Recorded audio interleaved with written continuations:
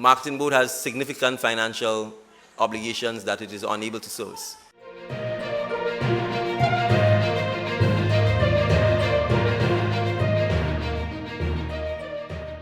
Now, the Marketing and National Importing Board is an initiative by the Grenada government. Now, it was established dating back to like 1945. Now, the purpose of the Marketing and National Importing Board was to create a market for agricultural products in Grenada.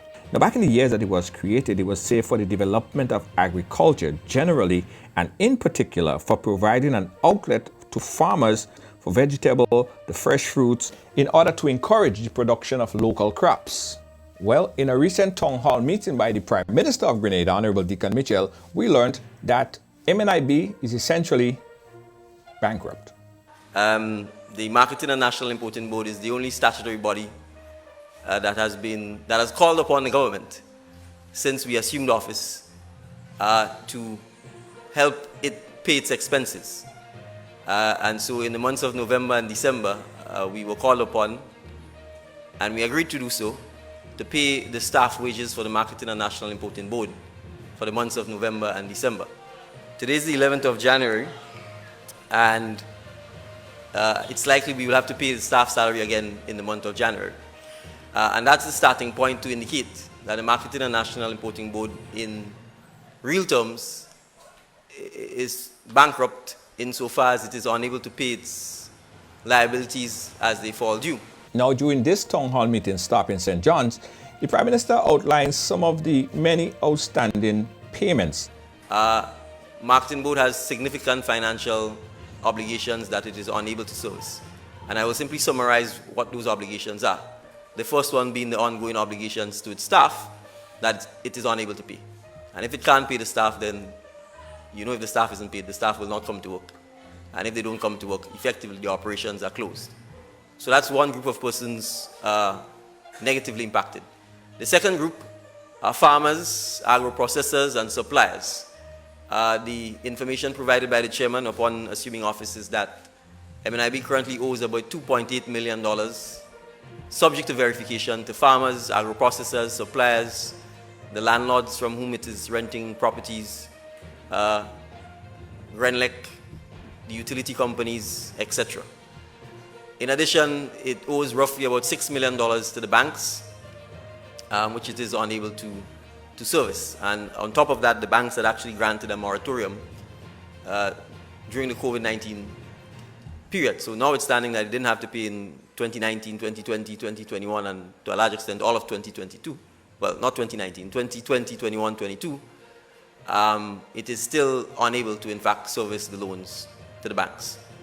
Now, if the banks are not paid, the bank has a security interest over the fixed assets, which is the land buildings that is legally owned by MNIB.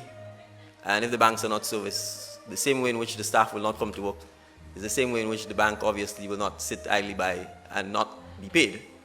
And it is likely, therefore, that they will call the loan and put in a receiver or liquidator so that they can sell the assets to be repaid its sums.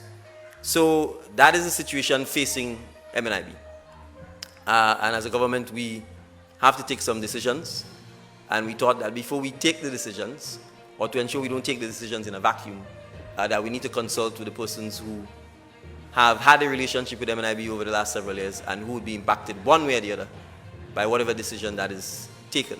Now, among the many list of options that possibly could save MNIB, the Prime Minister in this town hall meeting stop talked about the many list of things that government could possibly do. So the first option is really to do nothing.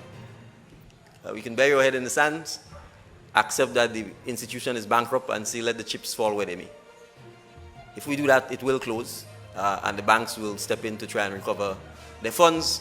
The staff and the farmers and others who are owed by MNIB are likely to be significantly prejudiced and probably not be paid anything, because the banks generally will, while they have an obligation to try and get the best price, they can't wait forever. And if they do sell, they will obviously pay themselves first. By the time the transaction and the process is over, if there's anything left over, whether the employees and the farmers and the agro-processors are paid anything would become very doubtful. That's one option. Now, in a strict sense, if this was purely private business, I would probably say let the chips fall where they may.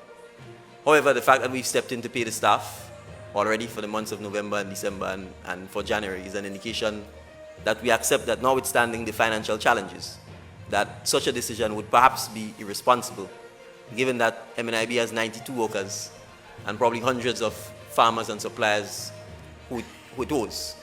And so that option, I can safely tell you, we will not be prepared to take part in, and we can take that one off the table. The perhaps next option is to keeping MNIB in its current structure, pump several millions of dollars into MNIB. We first have to find that money, and you would perhaps recognize that the budget presentation made no reference to MNIB.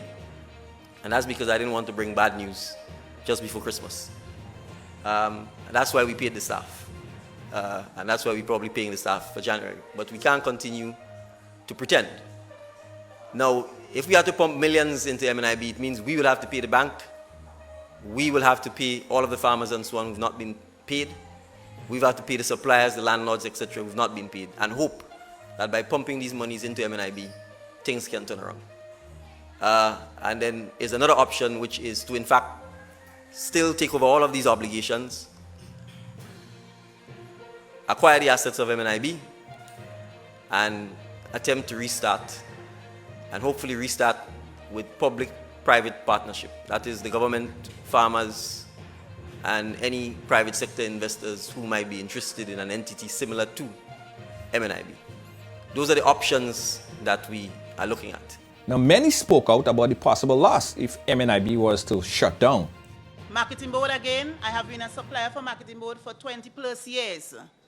I pull out because I couldn't get pay, and I can't take on the hassle. When I work, I need to get pay. Now I'm begging.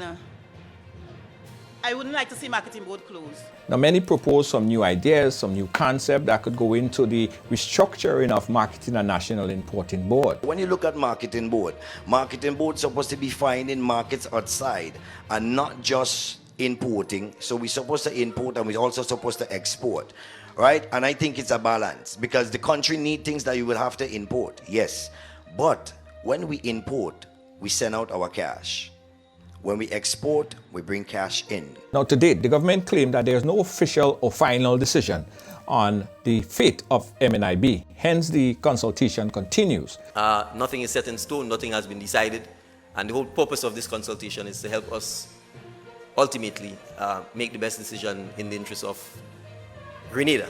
To you guys, what do you think should be done with MNIB? Now understanding the state, the financial situation that Marketing and National Importing Board is in right now, what should government do? I want to see you chime in the chat. We'll be watching and commenting as well.